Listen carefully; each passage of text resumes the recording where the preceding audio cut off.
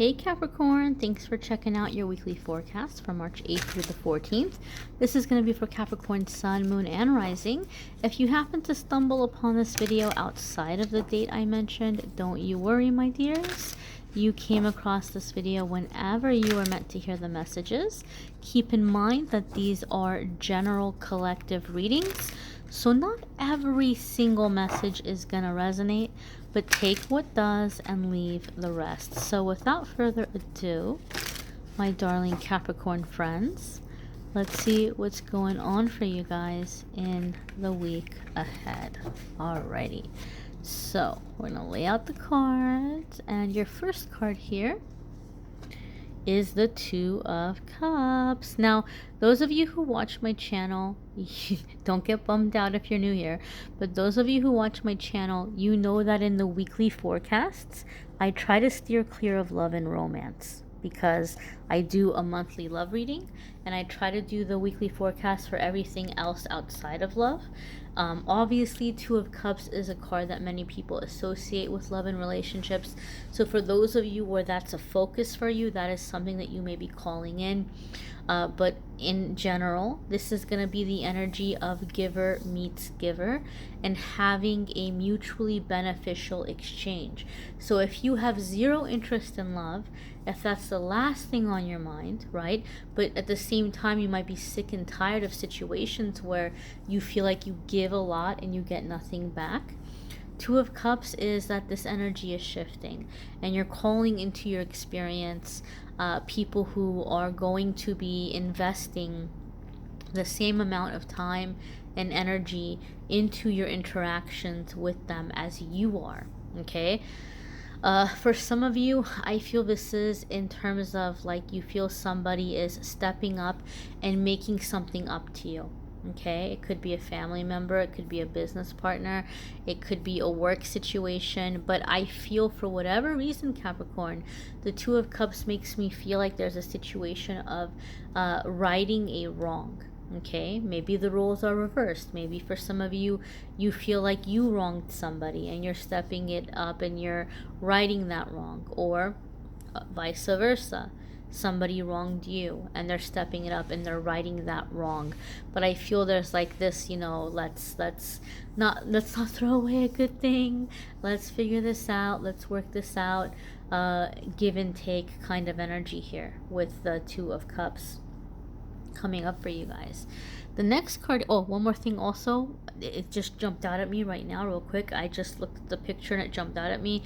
I read intuitively and sometimes the pictures on the cards my attention will be drawn a certain kind of way, and I was drawn to the male and the female, okay, and then the dynamic of the exchange.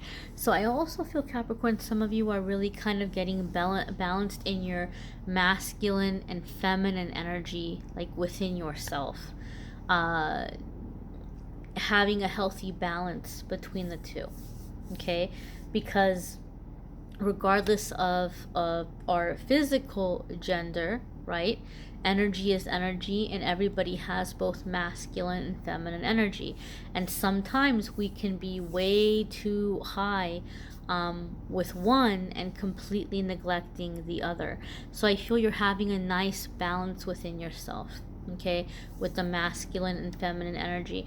And for some of you, this is like within yourself, being able to feel satisfied, where maybe you've gone through a period of time, you're having this epiphany that you feel like you've gone through life constantly feeling like you're not getting enough, you're not getting enough, you're not getting enough, and you're figuring out why that is. You're figuring out the root cause of why you don't feel sustained or why you don't feel satisfied. So I feel that there's this balance within yourself that some of you are reaching to, where you're beginning to be able to enjoy the company of others, or you're beginning to see ways that people might be trying to step it up with you, or to be like giving you respect, or to be giving you their help or their offer of friendship, or whatever it might be. You're beginning to see people and understand the efforts that they're making. Okay, your next card here, my darlings, is the Two of Wands. This also came up for Leo as well as for Scorpio. So some of you might be dealing with a Leo or Scorpio, okay? Or there may be an interaction between a Leo or Scorpio. However, here, let's put that aside and let's focus on the meaning of the Two of Wands. Two of Wands could have to do with partnerships, okay? Business partnerships, collaborations, offers that are coming in. And the message with the Two of Wands is that sometimes we're in a situation where we run the risk of being lowballed, or we run the risk of walking into a situation with certain expectations, anticipations, and then it turns out to be completely different from what we thought it was going to be. So what the Two of Wands says, in order to be able to avoid this, is to really consider the options. And this is a good time to do research, right? If you're getting ready to accept some offer, for a job or a position, do some research. What is that job going for in your area with people that have your level of experience?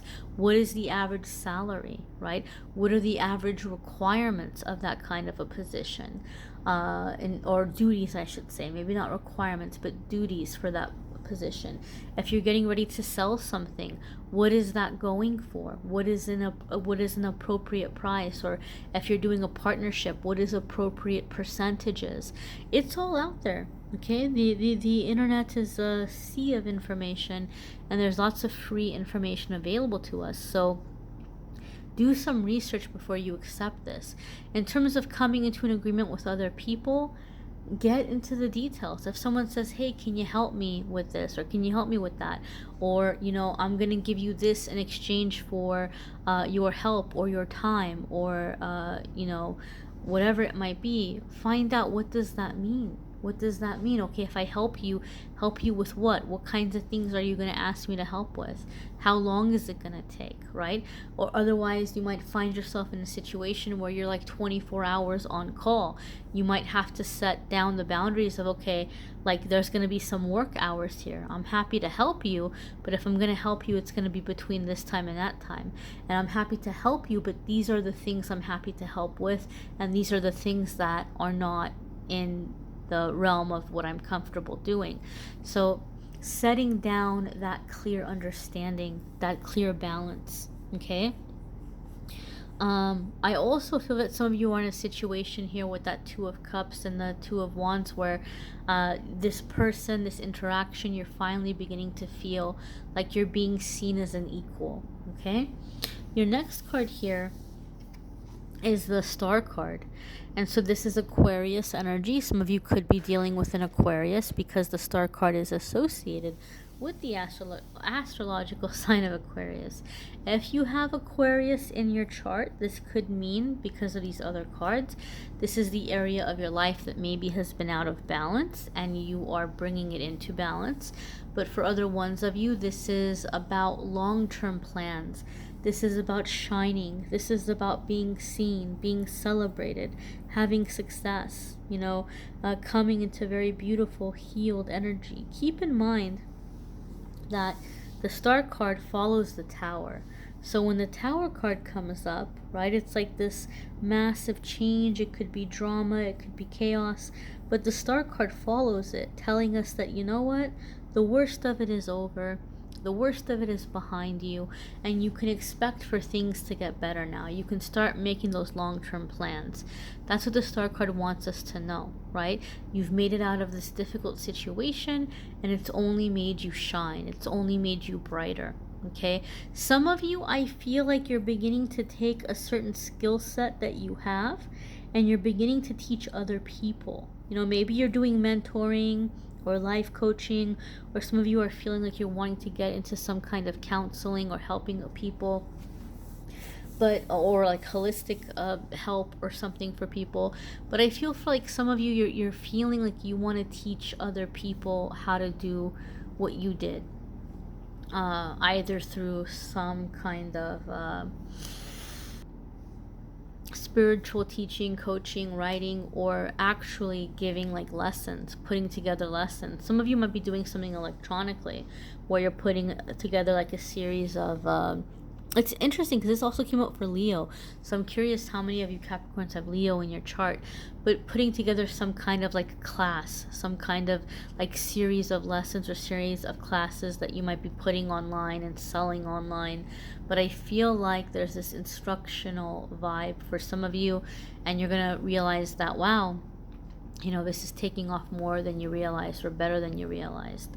Your next card here, my dears, is the Nine of Swords. And the Nine of Swords comes up when we're really stressing about things, right? And the message here with the Nine of Swords is to prepare yourself regarding the things that you're scared of, right? You might have a lot of fears. What if, what if, what if, what if? Okay, what if? Fair enough question. You might have what ifs for very logical fears. Fair question. What if that happens? What would you need to do? Okay? Or how could you prepare yourself so that you avoid it? Like, what is something that you can do to avoid that situation? Or what is something that you can do so you can handle that situation if it arises? Do what you can, what's in your power, and the rest that's not in your power, that you have no control over, this is the time to learn to surrender that to higher power, to surrender that to God, to surrender that to the universe, and to just basically say, okay, God, okay, universe, here are the things that I am terrified about, and I've done everything that I can on my end to avoid those situations or to be prepared for them if they happen, but here's the stuff I have no control over, and here's what I'm really, really appreciating for you to handle for me, right? Either, if it's your will, allow it to pass and to not occur at all, but if it is to happen, and if I do have to experience it, help me to maneuver through it quickly. Help me to maneuver through it in a way that is bearable and comfortable, and is going to help me come out of it better. Okay? So being prepared in this way, doing what you can and surrendering the rest. I feel here for some reason, though, with this Nine of Swords, Capricorn, that some of you are really beating yourselves up about something that occurred. Especially those of you Capricorns, if you're in a situation where you're wanting to make something up to somebody else, you might be kind of really reliving over and over again what happened and beating yourself up like, oh, I wish I didn't say that, oh, I wish I didn't do that. And the Nine of Swords is saying you're being way too hard on yourself. You gotta let it go. You have to stop obsessing about it. You might have all this fear about how someone is seeing you in a situation, okay? But the Nine of Swords is asking you to surrender that, to give that up, to release it, to let it go. These cards indicate to me that whatever this issue is, for those of you that have that kind of an issue, it is going to be resolved, right? And so maybe, you know, try not to obsess about that. I know that could be easier said than done, but keep in mind, guys, that the more we think about something, the more we call that into our energy, the more we call that into our reality. So you want to avoid self-fulfilling prophecies, right? Where you constantly worry about something, or, oh, it's all going to go wrong, and then you're constantly thinking about that, putting that out into the universe, and then having, you know, manifesting, you know, the things that you didn't want because they're constantly playing in your head. Okay? So release it and let it go. Give it to your higher power. Give it to God. Give it to the universe, so that you don't have to carry it. Some of you maybe you're not getting enough sleep because you're stressing out and you're thinking about this stuff. So this might be a good time to look into holistic remedies. I'm not going to encourage people to go take sleeping pills because you don't know how you're going to react, you know, and you don't know if it's going to be difficult to get off of it later. So maybe looking into holistic ways of releasing or like relieving that kind of stress or that anxiety, maybe like sleepy time, teas and herbs and things that can be helpful to make sure you're getting enough rest, because when we're not getting enough rest, we become way more emotional. Our emotions, our fears, our anxiety, it goes off the charts if you're not rested. So for some of you where you're like, man, I just have all this pressure, I have all this stress, I'm constantly worried, I'm constantly scared, you are gonna find wonders if you can get enough rest, if you can get enough sleep. That alone can really help with balancing your emotions. Obviously, this is a general video, so it might be a good idea to go see somebody about that, see a doctor about that, see a life coach, a therapist, a minister, anyone who can help you with the emotional aspects of things. But for the majority of you, it could just be that you're very emotional because you're not rested right now. Be sure to check out your moon sign and rising sign videos. Some weeks those are going to resonate with you more than others. You may need a private reading, which I'm more than happy to do for you. If you want to go to calendly.com/amethystangelite, and you can schedule a private reading with me there. Bye, my dears. Take care.